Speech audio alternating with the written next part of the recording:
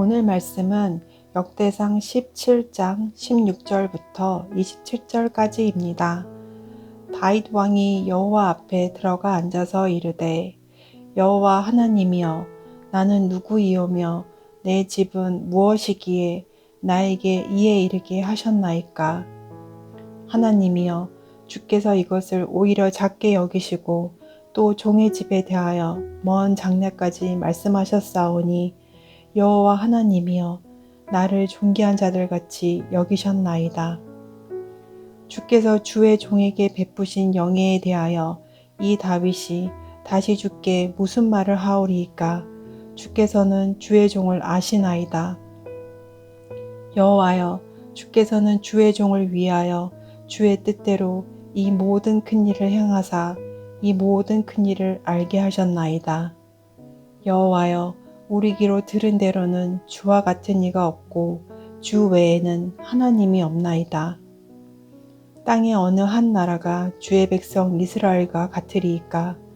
하나님이 자기 백성을 구속하시려고 나가사 크고 두려운 일로 말미암아 이름을 얻으시고 애굽에서 구속하신 자기 백성 앞에서 모든 민족을 쫓아내셨사오며 주께서 주의 백성 이스라엘을 영원히 주의 백성으로 삼으셨사오니 여호와여 주께서 그들의 하나님이 되셨나이다. 여호와여 이제 주의 종과 그의 집에 대하여 말씀하신 것을 영원히 견고하게 하시며 말씀하신 대로 행하사 견고하게 하시고 사람에게 영원히 주의 이름을 높여 이르기를 만군의 여호와는 이스라엘의 하나님 곧 이스라엘에게 하나님이시라 하게 하시며 주의 종 다윗의 왕조가 주 앞에서 견고히 서게 하옵소서. 나의 하나님이여 주께서 종을 위하여 왕조를 세우실 것을 이미 듣게 하셨으므로 주의 종이 주 앞에서 이 기도로 간구할 마음이 생겼나이다. 여호와여 오직 주는 하나님이시라. 주께서 이 좋은 것으로 주의 종에게 허락하시고 이제 주께서 종의 왕조에 복을 주사 주 앞에 영원히 두시기를 기뻐하시나이다. 여호와여 주께서 복을 주셨사오니 이 복을 영원히 누리리이다 하니라. 아멘. 다윗은 하나님을 위하여 성전을 짓고자 했지만 하나님께서는 그것은 다윗이 할 일이 아니라고 말씀하셨습니다. 다윗이 아니라 다윗의 아들이 할 일이라고 하셨습니다. 하나님께서는 다윗과 그의 아들에 대해서 그리고 다윗 가문과 그의 후손을 통한 구원 계획을 다 세우고 계셨습니다. 하나님의 거대한 구원 이야기를 들은 다윗은 하나님께 감사 기도를 드립니다. 다윗이 드린 기도를 보면서 우리의 기도 제목을 삼으려고 합니다. 첫째, 다윗은 자신에 대한 하나님의 계획하심을 보며 감사합니다. 16절부터 18절까지에서 다윗은 하나님이 아무것도 아닌 자신을 통하여 그분의 일을 행하시는 것과 자신의 후손들의 일까지 말씀해 주시는 것에 대해 감사 기도를 드립니다. 하나님께서는 양치기 소년이었던 다윗을 이스라엘의 왕으로 삼아 주셨습니다. 그것만으로도 다윗은 하나님께 무한 감사를 드립니다. 그런데 하나님은 다윗을 향한 더 큰 계획을 가지고 계셨습니다. 16절과 17절 세번역 성경입니다. 주 하나님, 내가 누구이며 내 집안이 무엇이기에 주님께서 나를 이러한 자리에까지 오르게 해주셨습니까? 하나님, 그런데도 주님께서는 이것도 오히려 부족하게 여기시고 주님의 종의 집안에 있을 먼 장래의 일까지 말씀해 주셨습니다. 하나님은 죄악 중에 거닐던 우리를 그분의 자녀로 삼아 주셨습니다. 그런데 우리를 향한 하나님의 계획은 거기서 끝나지 않습니다. 우리를 자녀 삼아 주셨을 뿐 아니라 우리 안에 들어와 사시며 우리로 하여금 하나님의 일을 행하게 하십니다. 우리를 온 세상을 다스릴 왕과 제사장으로 삼아 주셨고 하나님과 함께하는 시간이 영원하도록 해주셨습니다.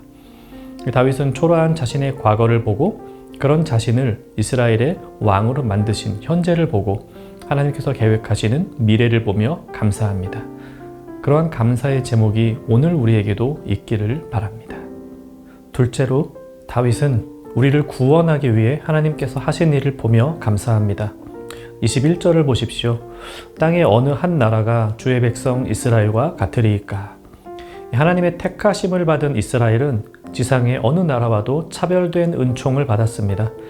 하나님은 자기 백성을 구속하셨을 뿐 아니라 그분의 백성을 보호하기 위해 앞서 싸우셨으며 영원히 그들의 하나님이 되어주셨습니다. 당시 고대 근동 지방의 어떤 신도 이런 신은 없었습니다. 아무리 그럴듯한 우상을 만든다 하더라도 이런 우상의 이야기를 지어낸 종교는 없습니다. 하지만 하나님은 참 신으로서 백성들을 위해 이 일을 행하셨습니다. 우리는 예수 그리스도를 우리의 구세주로 믿습니다. 세상의 어떤 신이 자기 백성을 위하여 부귀영화를 버리고 비참한 모습으로 그들 곁에 섭니까? 세상의 어느 신이 자기 백성을 위하여 억울하게 고통을 당하며 대신 죽어줍니까? 우리를 구원하기 위하여 예수님께서 행하신 일은 너무도 크고 놀라운 일입니다. 그 일은 우리에게 스쳐 지나가는 추억이 될 수 없습니다. 예전에 한때는 감격했으나 지금은 밋밋한 성경 속 이야기 아닙니다. 어제도 오늘도 내일도 우리의 가장 큰 감사 기도 제목은 우리를 위해 구원의 큰 일을 행하신 그리스도 예수께 대한 감사 기도입니다. 셋째, 다윗은 하나님의 약속이 영원할 것을 감사합니다. 23절에 여호와여 이제 주의 종과 그의 집에 대하여 말씀하신 것을 영원히 견고하게 하시며 말씀대로 행하사. 이것은 그렇게 해달라는 기원이 아닙니다. 하나님의 약속은 변치 않고 그분이 주시기로 하신 복락은 영원할 것이라는 확신 가운데 나오는 감사입니다. 그래서 마지막 27절에서 다윗은 여호와여 주께서 복을 주셨사오니 이 복을 영원히 누리리이다 라고 고백합니다. 성경은 수많은 약속이 담겨있는 책입니다. 하나님이 하신 모든 약속은 반드시 이루어집니다. 우리가 하나님을 향해 신실하신 하나님이라고 말할 때 신실하다는 말은 믿을 수 있다라는 의미입니다. 사람 같으면 이전에 한 번도 약속을 어긴 적이 없는 사람이 있다.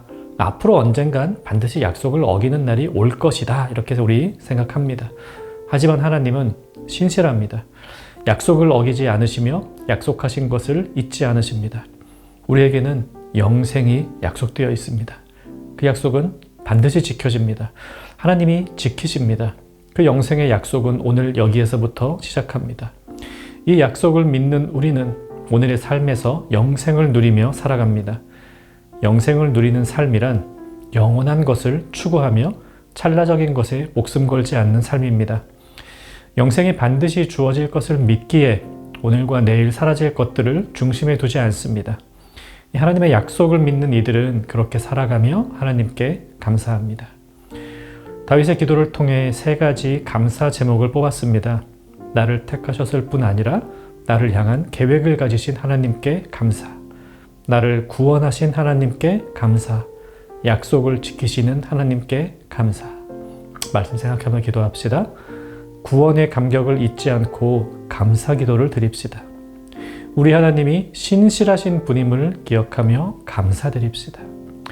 오늘 하루도 하나님으로 인해 감사가 넘치는 청년가족 되시기를 바랍니다.